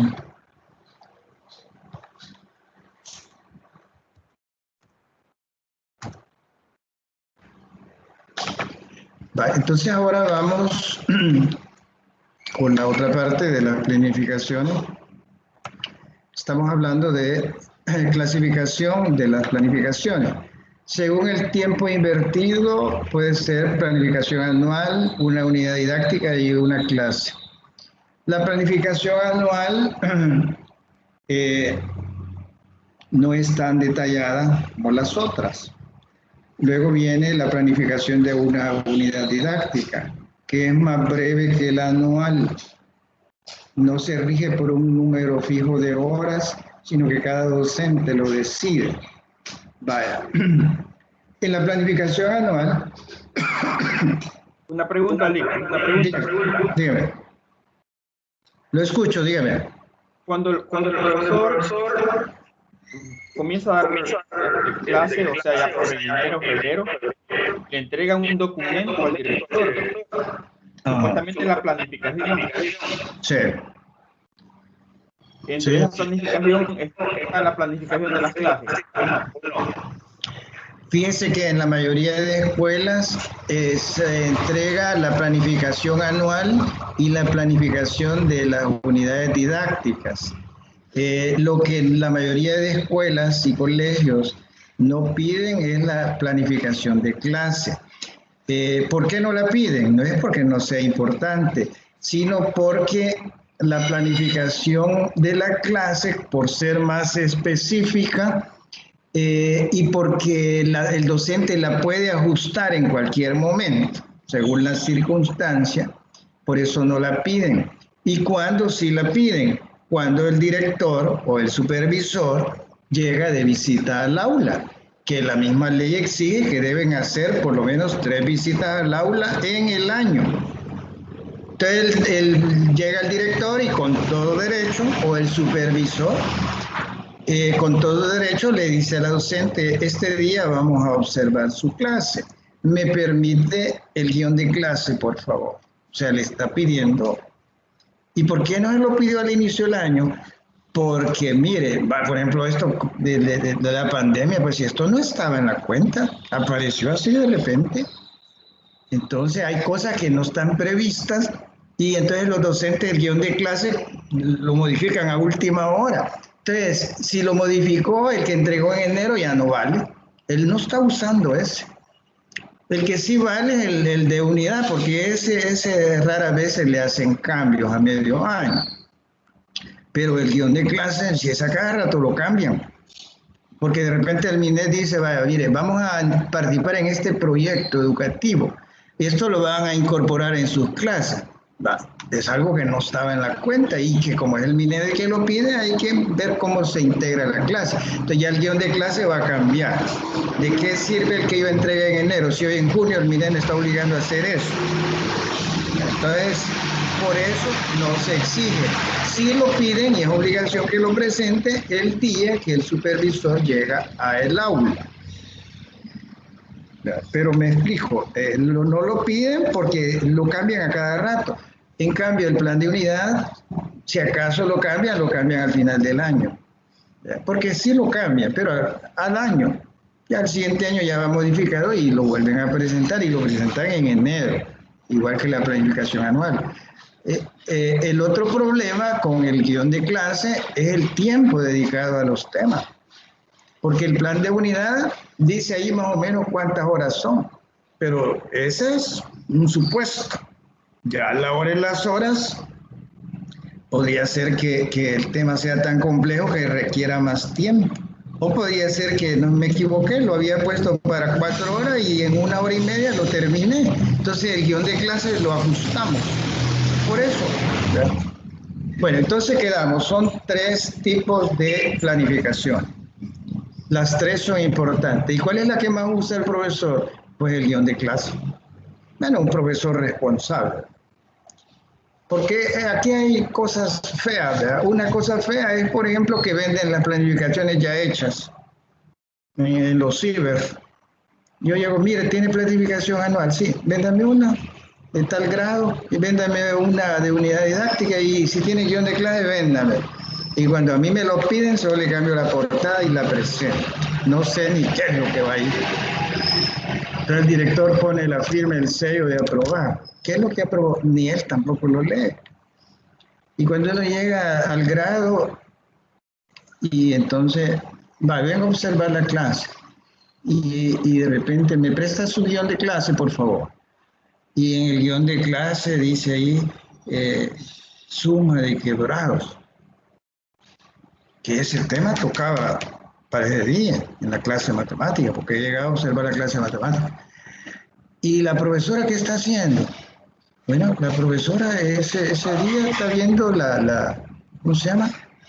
Los números naturales. Pero el número natural correspondía en febrero y hoy estamos ya en agosto. ¿Qué pasa aquí? Ya un error de eso es grave. ¿Y por qué se dan esos casos? Porque como son planificaciones chabeliadas que ni las leyeron, no saben cómo están en la planificación. Lo ideal sería que, bueno, el docente ya tiene un borrador de su clase para todo el mes o para toda la semana. De repente surgen cosas y hay que modificarlas y como las tiene en digital, las modifican. Y hoy con los celulares, en el celular lleva su guión de clase. El vigente, el actual, el que de verdad está usando. ¿Verdad? Eso sería lo ideal, pero ya hay casos así. ¿Verdad? Casos así. Señora, ¿y usted por qué está enseñando este tema? No es que como esto pide el currículo. Licenciado, no. Ajá, sí. la planificación de clase es necesario andarla en físico o pueden dar en digital. Mire, las 2 formas son válidas. Ahí depende más del tipo de director o supervisor que va a llegar. Porque los directores a la antigua no le aceptan que le muestre en el celular porque dice que ya no miran. Muy chiquita la letra, no saben ni qué es lo que dice ahí, la quieren en físico y con letra grande. Pero los directores jóvenes y que no se complican y que van al día, mira, a mí no gaste papel, mucho gasto de papel y tinta. No, préstemela en digital, ya sea en una tablet o en su celular y ahí la revisamos. Porque lo que va a ver es cómo desarrolla usted la clase según el guión de clase de ese día. Y no le va a pedir el guión de la clase anterior ni el del siguiente día porque es como eso cambia, ¿verdad? Así que ahí depende. Por eso es que en las reuniones de inicio del año, ahí se le puede preguntar, mira, ¿a mí quién me va a llegar a supervisar cuando toque la visita? Y le dicen, el subdirector va a llegar. Entonces, señor subdirector, ¿se la va a querer mi planificación en físico o en digital? Si él le dice, no, es que mire, en físico, sugiérale que mejore en digital, porque suponga que usted la tiene en físico, hasta empastada, y la tuvo que modificar, Lo más que puede hacer en ese momento que llega el supervisor es con lapicero agregarle ahí las modificaciones, pero ya pierde la presentación. En ese sentido es mejor llevarla en digital. A usted 5 minutos antes de la clase y se la va a modificar porque hoy me toca que va a venir el supervisor y esta ya modificada, aquí está. Llega el supervisor, le dice, mire, aquí está mi guión de clase. Y él observa la clase y ve que cabal usted está desarrollando ahí lo que ahí dice, ¿verdad? Bueno, sigamos entonces. Entonces pasamos a la otra. Ahora vamos según el modelo pedagógico. Ya vimos cuáles son los modelos pedagógicos. Ahora vamos. La primera es la planificación en sabana. Esto es que va encajado con el modelo academicista. Su estructura contiene una lista de cosas, pero no tiene indicadores sobre los aprendizajes a evaluar. Solo es pantalla. O sea, le interesa mostrar, mire, esto es lo que yo voy a ir a desarrollar en la clase, pero no le dice cómo va a evaluar, cuáles son los indicadores, y eso es importante. Por lo mismo que decíamos, el profesor no puede salir de la clase adivinando si le aprendieron bien el tema o no los alumnos. Cuando él salga, él debe tener en mente, bueno, el 60% comprendieron bien el tema, un cipote listo. El otro 40% me preocupa, voy a tener que dar un refuerzo, pero él no sale engañado de la clase, por eso es que, ¿y basado en qué? Basado en indicadores. Hay indicadores para medir tal cosa. Así como se mide, por ejemplo, la calidad de vida. ¿Cuáles son los indicadores que me dicen a mí la calidad de vida en un país? Bueno, el nivel de desempleo, si tiene casa propia, si tiene luz eléctrica, si tiene carro o no tiene carro, etcétera, etcétera. Son indicadores. Si tiene acceso al servicio de salud, ya sea público o privado, son indicadores que me miden la calidad de vida. Aquí igual el docente en su planificación debería agregar, pero el problema de esta planificación en sábana es que no lleva esos indicadores. Luego viene la planificación en T. Es un tipo de planificación que se estructura en 4 secciones, que son capacidades, destrezas, valores, conocimiento, estrategia y contenido conceptual. Se inserta tanto en el modelo cognitivo como en el constructivista. Entonces aquí ya esta planificación en T se parece un poco más a la actual, ¿verdad? Recoge varias cosas, ¿verdad? No es tan completa como la que usamos actualmente, pero sí es bastante buena. Vamos a ver. La planificación heurística tiene mayor relación con el modelo cognitivo. Entonces ellos van orientados, todo el trabajo va orientado a evidenciar el sustento teórico que está detrás de la didáctica de ese tema de desarrollar. Entonces, ¿por qué va orientado al aspecto cognitivo? No es que sea malo, el problema es quedarse solo con eso. Luego viene la planificación en trayecto. Este tipo de planificación se inserta en los 2 modelos, cognitivo y constructivista. Contempla 4 casilleros principales. Aprendizaje esperado, contenido, actividad de evaluación. Este ya es bastante completo, porque le dice a usted, y cuando habla de evaluación, seguramente que le debe poner los indicadores. La planificación constituye un proceso significativo que valora y favorece la transformación de las prácticas de enseñanza y es una hoja de ruta. Fíjense lo que dice acá. La planificación es una hoja de ruta, es decir, un mapa que yo llevo para no perderme. Si usted no conoce y lo mandan a un país desconocido, lleva un mapa, una ruta, y ahí le han marcado con rojo por cuál calle se va a ir. Eso es como el Waze, la aplicación de los celulares. Usted dice, voy para la Universidad Nacional y usted nunca ha ido. El Waze le dice, vaya, avance 3 cuadras, gire a la derecha, agarre recto aquí, 6 cuadras. Ahora, al llegar a la rotonda, déle vuelta por acá, etc. Entonces, la planificación es eso. La planificación en los procesos de enseñanza y aprendizaje es importante debido a que es un proceso que permitiría al docente garantizar el logro del objetivo. ¿Por qué garantiza eso? Porque no va a lo que salga, no llega a improvisar. La planificación toma en cuenta múltiples variables. A la hora de planificar, considera todas las variables y todos los aspectos que intervienen. Vale, ahora vamos con otra parte. Algunas consideraciones en torno a la formación del docente de matemáticas. Primero dice que el profesor de matemática ha de ser un profesional matemáticamente culto, con una formación disciplinar robusta. Debe tener un conocimiento matemático a un nivel superior. Pero ese saber es de una naturaleza diferente al de otras carreras.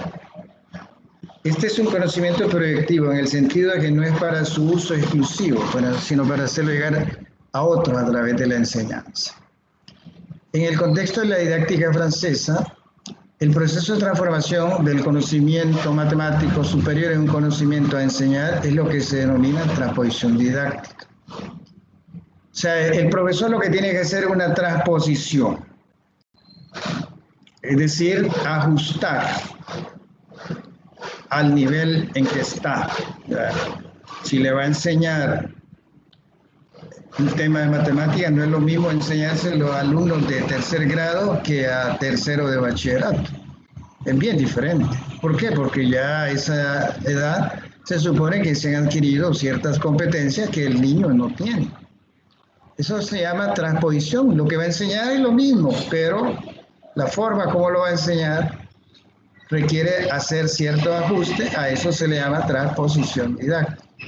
Vale. Además, dice, el docente debe manejar adecuadamente las matemáticas escolares. Vale. Fíjese bien, aquí insisten en que se debe manejar las matemáticas escolares. ¿Por qué? Porque si usted logra enseñar al niño, es que usted es buen profesor y va a poder enseñarle al que calla. Si usted no fracasó en la enseñanza con el niño, pues va a tener que hacer cierto ajuste usted para poder ser buen profesor. Bueno, sigamos. Planificación de la unidad didáctica. La unidad didáctica, que ya la vimos, es una propuesta de trabajo que expresa las decisiones del docente respecto al proceso completo de enseñanza-aprendizaje. Y aquí le da lo que contiene. En la unidad didáctica dice que habrá que seleccionar los contenidos, indagar lo que el alumno ya sabe, analizar el avance conceptual que se propone y estructurar una secuencia de actividades y prever situaciones posibles de evaluación. La unidad didáctica incluso llega hasta asignar determinado número de horas. Mire, este tema se le sugiere al docente desarrollarlo en tantas horas clase. Da ciertas sugerencias generales de actividades, de estrategias, pero todo es general, porque es plan de unidad. Por eso generalmente no se cambia cada fin de año. La unidad didáctica, para el diseño de la unidad didáctica hay que enunciar la fundamentación, es decir, la síntesis del contenido a enseñar, pero aquí le dan todos los pasos, lo que debe contener la unidad didáctica. Y aquí tenemos un ejemplo, revisémoslo rapidito. Primero le dice, da la generalidad. Después dice el nombre de la unidad, fracciones. Estamos hablando de los famosos quebrados. Primero, las competencias básicas o inteligencias múltiples. Esto es importante, porque cuando hablamos de competencia estamos hablando de resultados. Una competencia es una capacidad y la capacidad no se desarrolla en un instante, la capacidad se va desarrollando poco a poco. Entonces, partamos de ahí. Y ya hay competencias básicas de matemáticas que da el Ministerio de Educación. Luego vienen los objetivos didácticos, los objetivos de la unidad. Bueno, y yo con eso de estudiar quebrados, ¿qué pretendo en realidad? Vale. Y luego vienen los criterios de evaluación. Vale. En una unidad tan delicada como los quebrados, que a veces les da tanto problema a los niños, entonces los criterios de evaluación son importantes. ¿En qué me voy a basar yo para ponerle un 10 al niño? No es que si me cae bien, me cae mal, no, eso no es profesional. Y luego vienen los indicadores. Un indicador es eso, me indica determinadas cosas con respecto al aprendizaje. Estas cosas abarca el plan de unidad. Y además vienen los contenidos. Hoy que ya mencioné la parte introductoria, ahora en la segunda parte del plan de unidad vienen los contenidos que voy a desarrollar y hay un eje transversal. Ese eje transversal es como una temática que va a estar de fondo detrás de todo eso. En este caso dice educación para la igualdad. Vale. Y luego vienen las actividades de aprendizaje y se las divide en de motivación, de integración y las complementarias. No voy a detallar mucho en eso porque ya lo vimos. Y al final viene un apartado que dice uso de las TIC. Hoy eso es importante. Yo me acuerdo que nosotros en la escuela teníamos un niño sordo y aquí donde dice uso de las TIC siempre decía uso de software Balabolka. Siempre aparecía eso ahí. ¿Por qué? Porque el niño, como era sordo, perdón, era ciego, no era sordo. Él era ciego. Miraba una cosa mínima. Prácticamente no miraba. Él usaba su bastón y todo y estaba aprendiendo braille. Pero mientras aprendía braille y todo eso, usaba Balabolka. ¿Y el Balabolka qué es? Bueno, es un software que convierte en audio cualquier texto. Puede ser una oración, 2 palabras o un libro entero. Incluso es tan bonito el software que le permite elegir usted el tipo de voz. ¿Quiere voz de hombre, voz de mujer, voz de soprano, voz de contralto, voz de tenor? Y le permite incluso elegir la velocidad o el acento. El acento, digamos, usted quiere estilo español puro. Vosotros sabéis, eso es español puro. O quiere español latino. Usted ya sabe, nosotros vemos español latino. Entonces, el niño usaba eso. Él todo lo pedía por escrito. Al rato lo estaba metiendo ya al software y al rato ya estaba con su audífono. Muy inteligente el psicólogo. Sigamos. Luego viene aquí materiales y recursos y las estrategias de enseñanza. Si usted se fija, esta unidad, este plan de unidad, le da cosas generales, ¿verdad? Porque estas estrategias de enseñanza son generales, pueden servir para varios contenidos. Entonces, por eso es que el plan de unidad casi no se cambia, porque no hay como mucha necesidad de cambiarlo. Esto es lo que pensamos hacer. Ya el detalle viene en el guión de clase. Vale. Aquí vamos ya con el guión de clase. La planificación de la clase es un recorte de la unidad didáctica y se desprende de ella. El docente selecciona el contenido y estructura la secuencia de actividades alrededor de un problema. Cada clase es la continuación de las anteriores y la preparación para la siguiente. Yo ya expliqué por qué el guión de clase no lo piden nunca al inicio del año. Sí se lo piden el día que tiene visita al aula, que no son todos los días. La ley pide que sean 3 veces durante el año escolar. Que si el director es chero del profesor y nunca llega, eso ya es otra cosa aparte.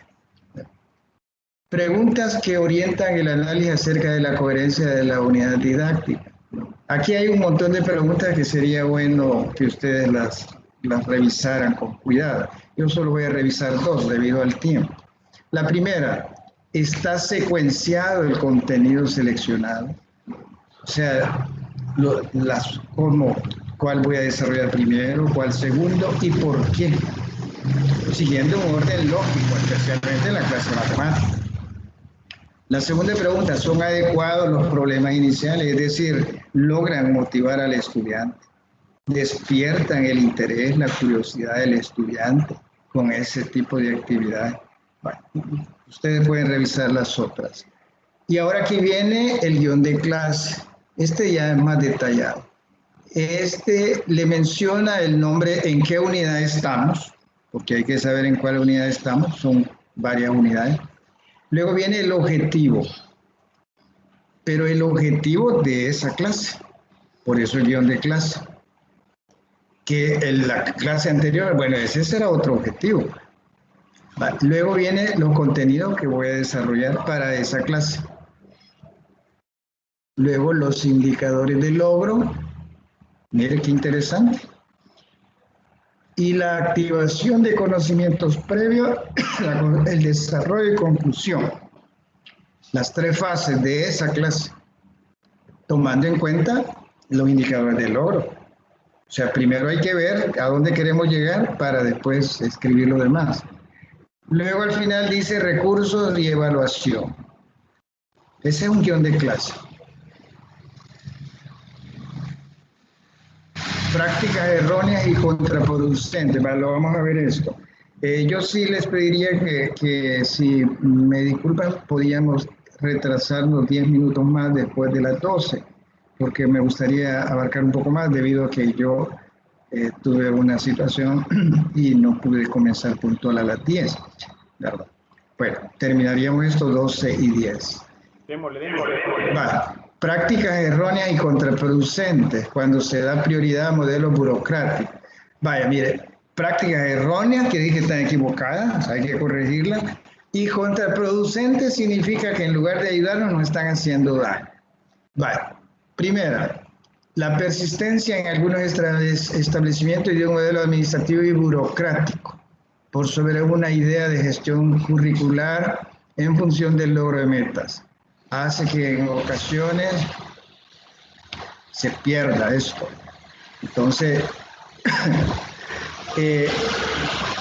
este primer punto se refiere a que a veces le dicen a usted, mire, en este colegio así evaluamos y este es el modelo de guión de clase que usamos.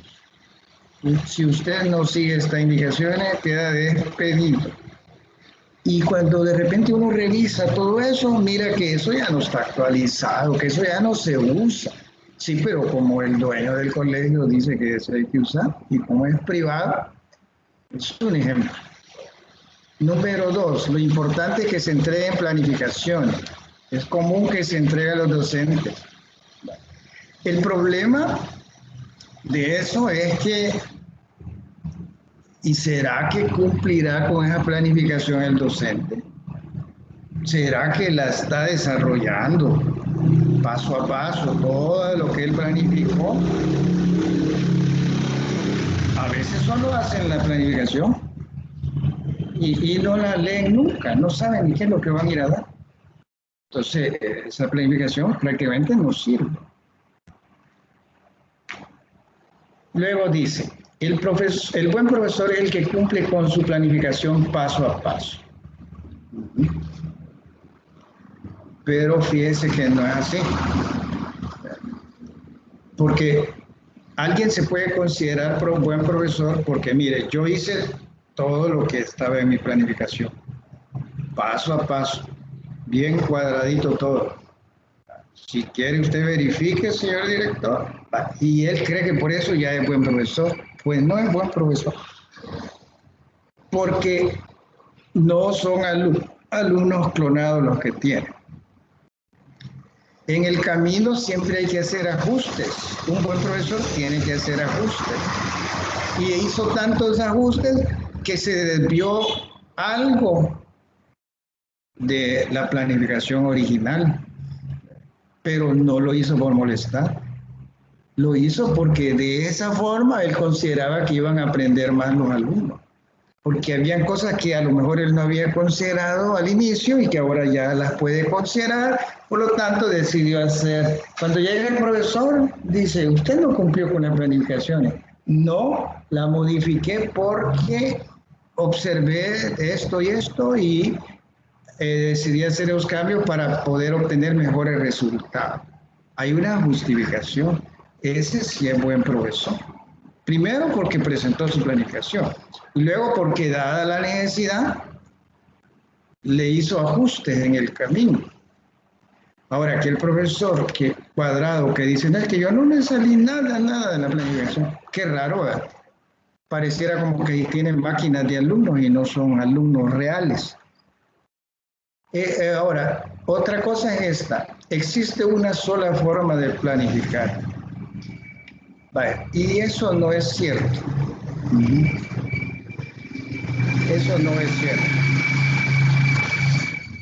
Vale, por ejemplo, donde yo trabajo, como es escuela inclusiva, tenemos niños con discapacidad, le pedimos permiso al MINED para agregar en la planificación una columna que diga evaluación del niño incluido, es decir, el niño con discapacidad, que se tiene que evaluar de otra forma. Y el MINED dijo, mire, como es un documento legal, vamos a pedir la aprobación. Ay, Dios, pero esas aprobaciones, hay unas que pasan incluso por la Asamblea Legislativa, sus 3 años mínimo, para que al final termine diciendo sí, agréguenla o no agréguenla. Pero ya para entonces hasta a lo mejor ya se ha muerto el estudiante. Entonces la escuela dijeron, bueno, no han autorizado nada, pero nosotros tenemos necesidad. Así que la agregamos. Y cuando de repente llega visita del nivel central, pregunta, mire, ¿y esta columna por qué la agregaron? Porque tenemos 200 alumnos con problemas. 200. ¿Sí? Vamos, se los vamos a ir a enseñar. No, dijeron, ellos tienen razón. Entonces lo que hicieron fue acelerar la aprobación. Hoy ya es oficial. Pero en su momento no es que sean rebeldes los maestros, ni que no respeten la autoridad. Es que hay una necesidad real y los derechos del niño prevalecen. El objetivo es mostrar el trabajo de forma transparente. Bueno, sigamos. La idea del estudio de clases. Mire, esto creo que nos queda chance. Mire, aquí le llaman estudio de clase. Vale. Aquí dice cómo se trabaja en El Salvador, pero les voy a contar cómo se trabaja en Finlandia, en el caso que no lo hayan visto. Y eso quisieron aplicarlo aquí en El Salvador, pero aquí le llamaron estudio de clases. Veamos primero el caso de Finlandia, voy a hacérselo breve.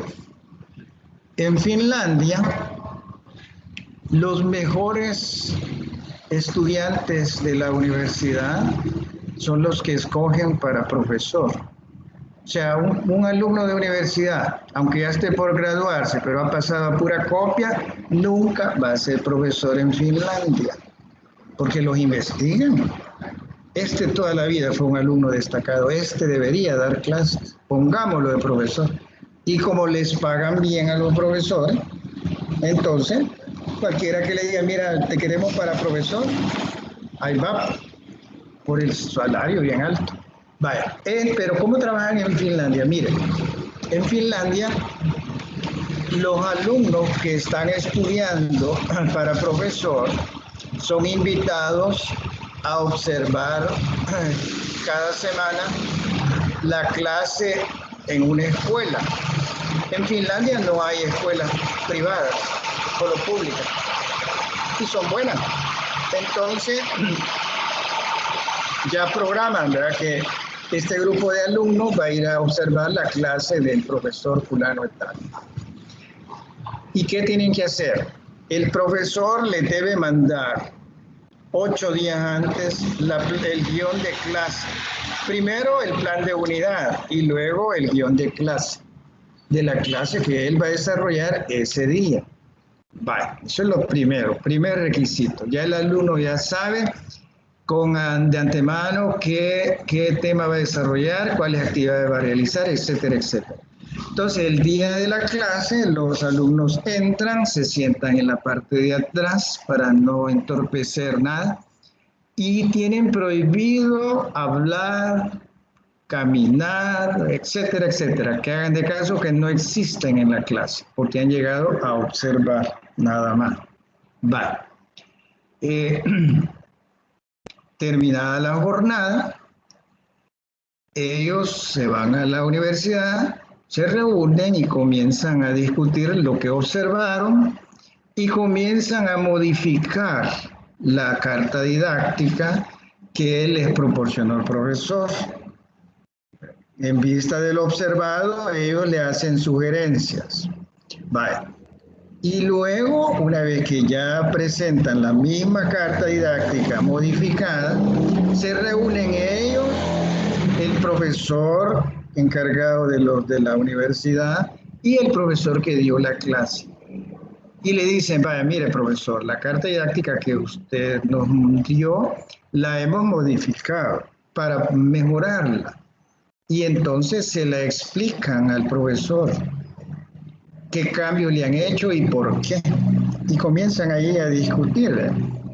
Entonces, y el profesor no está obligado a tomar en cuenta las sugerencias, pero siempre las toma en cuenta, porque sabe él que como él está activo dando su clase, hay detalles que él no se da cuenta, pasa desapercibido.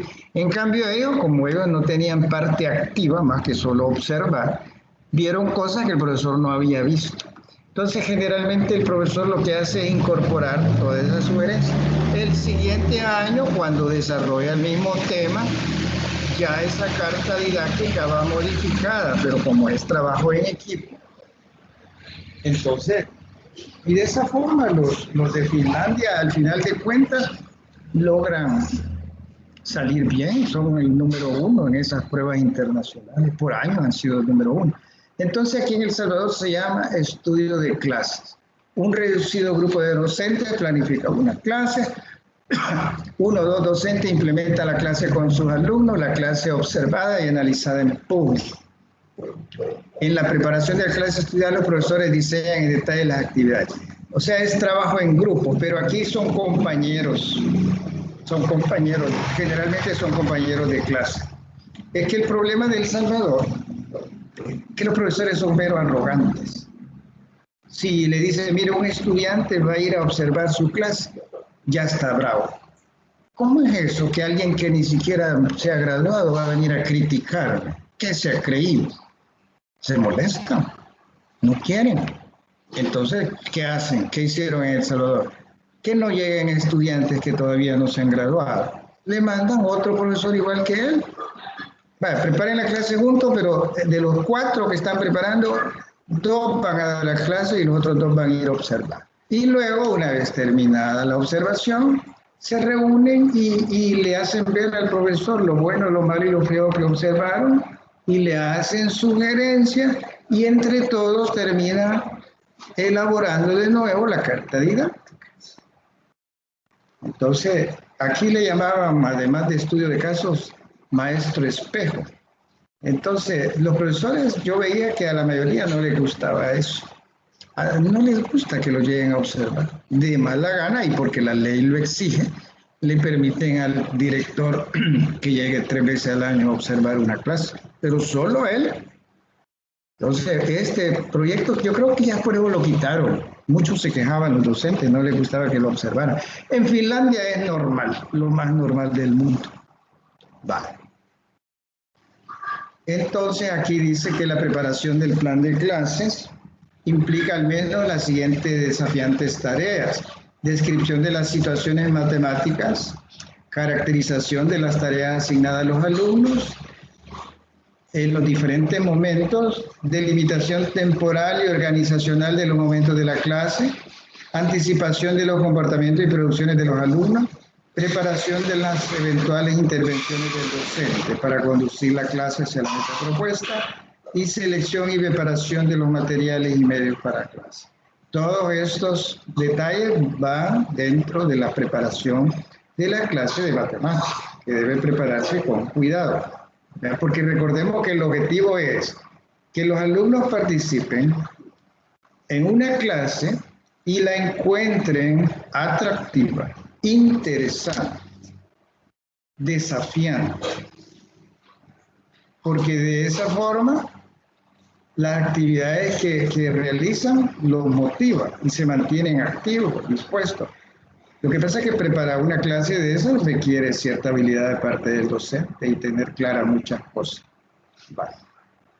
Los principales criterios a tener en mente en la observación, análisis y discusión de la clase son, bueno, aquí vienen unos, ustedes ya fueron a observar una tutoría, no está malo que haya sido una tutoría porque como les digo, a eso vamos, ¿vean? Ya el sistema en línea llegó para quedarse. Bueno, en la nacional ya se quedó, pero digamos en el caso del Ministerio de Educación se va a quedar, ya dijo la ministra. Va a ir un día de forma presencial al alumno y al siguiente día no va a ir, pero va a recibir su clase en su computadora en su casa. Para eso van a regalar no sé cuántos miles de computadoras, que en realidad no son regaladas, son prestadas. A ver cómo le va con los préstamos. Bueno. Y luego termina acá con el enfoque de resolución de problemas y estudio de clases. Esto ya no lo vamos a ver porque ya son las 12:10. Ahí va a disculpar que comenzamos un poquito tarde. Les agradezco a los que se han quedado. No es por molestar que comenzamos tarde, pero una situación ahí bien delicada. Acuérdense que estamos en emergencia y a mí de repente me llaman del Ministerio de Educación, pero bueno. Entonces, no sé si tiene algún comentario, alguna pregunta antes de cerrar esta reunión. ¿Qué les parece el ejemplo del estudio de clases de Finlandia? ¿Lo encuentra interesante o no? A ver quién quiere comentar. ¿Verdad? Es que mire, hay que reconocer que cuando uno está en acción, hay detalles que no los mira. ¿Verdad? Lo que me gusta es que le dan material a los alumnos antes de que él parte. Sí, 8 días antes, dice la ley. Y eso permite que el docente cree desafíos también para sí mismo. Y mire que son tan hábiles allá en Finlandia que trabajan solo con lo que se llama aprendizaje basado en proyectos. El profesor trabaja duro preparando la guía para ese proyecto, pero una vez que ya la preparó, y generalmente los proyectos duran 3 jornadas, es decir, si estamos hablando de la mañana, 3 mañanas, fíjense que el profesor cada jornada llega y trabaja si acaso una media hora con los alumnos, dando orientaciones, aclarando dudas, esto y lo otro, y después los deja trabajar. Y él incluso se va a hacer otra cosa, porque los alumnos no lo necesitan, están tan ocupados trabajando en el proyecto. Entonces que un salvadoreño que llegara por ahí dijera, mire, estos profesores por gusto les pagan, ahí está sentado el cabetín. Sí, está sentado el cabetín, pero vaya a ver sus alumnos, ninguno está jugando, todos están trabajando. Es otra metodología bien aplicada. Aparte de eso, de lo que mencionamos acá, que esas cartas didácticas son discutidas y modificadas, y el profesor sin pelear ni nada dice, tienen razón. Es que mire, hay que reconocer, un bailarín, si lo ponen a bailar en público, él cree que bailó bonito, divino. Pero llegan otros bailarines a observarlo y le observan un montonazo de errores. Si después de eso se reunieran y se hicieran los ajustes, cada día este bailarín sería casi perfecto, porque está haciendo las correcciones justo a tiempo. Entonces, imagínense, y con los profesores igual, yo doy mi clase, yo creo que la estoy dando nítida, bien bonita, y tal vez no es cierto, pero yo no logro ver detalles que otros pueden ver. Entonces, por eso el sistema es bueno, ¿verdad? Imagínense que aquí en El Salvador le mandáramos un grupo de licenciatura en enseñanza de la matemática, como ustedes, a observar un profesor tradicional. Yo, guarde, ustedes salieran asustados. No existe el método de resolución del problema, el librito de mate por ahí lo tiene guardado, no quiere usarlo porque dice que es complicado. Bueno, ya se imaginan ustedes. Ustedes saldrían asustados. Muy diferente sería que lo mandáramos de un profesor joven que va al día con todo. Ustedes van a decir, no, hombre, qué bonita la clase. Miren, esta estrategia que usó, viera, qué bonita la aplicó. Y los estudiantes bien activos, bien participativos, ustedes saldrían maravillados. Pues así es la realidad de El Salvador. Dos caras de la moneda en el mismo sistema. Yo estoy seguro que cuando ustedes salgan van a ser muy buenos maestros. Bueno, entonces les agradezco mucho, voy a llegar hasta acá. Recuerden que primero Dios, el miércoles en la noche tenemos una tutoría y repaso por cualquier cosa. Cuídense. Ingeniero, Dígame. A ver, dígame. no, aún no me he inscrito en ninguna materia del trabajo de investigación. ¿No se inscribió usted para el trabajo de investigación? No, le escribí al correo, pero no recibí. Tengo entendido que yo la inscribí, pero la puedo inscribir. No sé si todavía es tiempo. Deme su nombre completo, por favor. Yo tengo entendido que tomé ese nombre del correo y la inscribí. Deme su nombre, por favor, completo. Es Miriam Mabel Orellana. Miriam Mabel Orellana Alonso. Me parece que sí, pero voy a revisar y le mando por correo más tarde en qué grupo la inscribí. Si acaso no la inscribí por alguna razón, la inscribo hoy mismo, pero tengo entendido que sí, la inscribí. Porque yo correo... Sí, dígame. Lo mismo en mi caso, yo no sé de lo que están hablando. Es que ustedes para el trabajo de investigación tenían que haberse inscrito en una asignatura para ir a observar una tutoría. Entonces, pero el requisito era que esa asignatura que usted iba a ir a observar, usted ya tuvo que haberla cursado y aprobado. Por ejemplo, lógica, matemática, es una asignatura que ahí está. Y vaya, si usted ya la cursó y ya la aprobó, y quiere ir a observar una tutoría de esas, yo lo que hacía era inscribirlo con un tutor. Usted iba a después a hablar con la coordinadora de la materia y decirle, mire, deme el link de la tutoría que voy a observar. Y ella le mandaba el link y usted en su casa observaba la tutoría para luego hacer el trabajo de investigación. Usted no se... Dígame. Fíjese que yo no me he inscrito, más sin embargo, yo me comuniqué con una tutora y ya observé la materia y ya la observé, entonces no sé si hay necesidad de... Vaya. Mire, entonces lo que tiene que hacer es trabajar ya en su trabajo de investigación, porque ya observó la tutoría. Correcto, correcto. Porque como yo lo que voy a calificar es ese trabajo de investigación. Ah, ok. Lo único que en el trabajo de investigación sí deben ir los detalles, ¿verdad?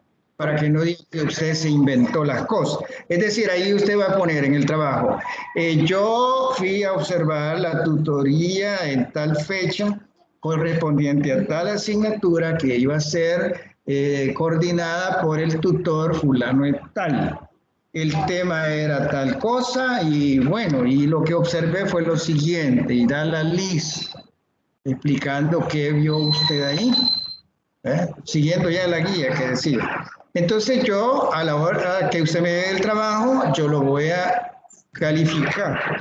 Y si me dice, mire, pero es que él no aparecía inscrito en ningún cuadro. Sí, pero él observó. Y como aquí lo importante era que observara, siempre y cuando sea una asignatura que usted ya aprobó. Ese es el requisito que le entendía el licenciado Ramos. Porque ¿cómo va a ir a buscar una materia que usted ni siquiera la ha cursado? Es lógico. Pero bueno, entonces si usted observó no hay problema, pero no se le olvide poner ese detalle. La tutoría se realizó en tal fecha, de tal asignatura, y el encargado era el tutor fulano y tal. Va, ya. Entonces, va. Pues, y la otra, el caso de Miriam Mabel Orellana Alonso. Yo tengo entendido que ya le inscribí, pero si no, yo voy a revisar más tarde y le mando un correo más tarde, ¿verdad? Va. En todo caso, si acaso hay algún problema, puede ser como el compañero, ¿va? Él por alguna razón no se inscribió a tiempo, pero observó una. Y como lo importante es que observen, pero con ese pequeño cuidado de que debe ser una materia ya cursada y ya aprobada. Entonces, nada más eso, es el único requisito.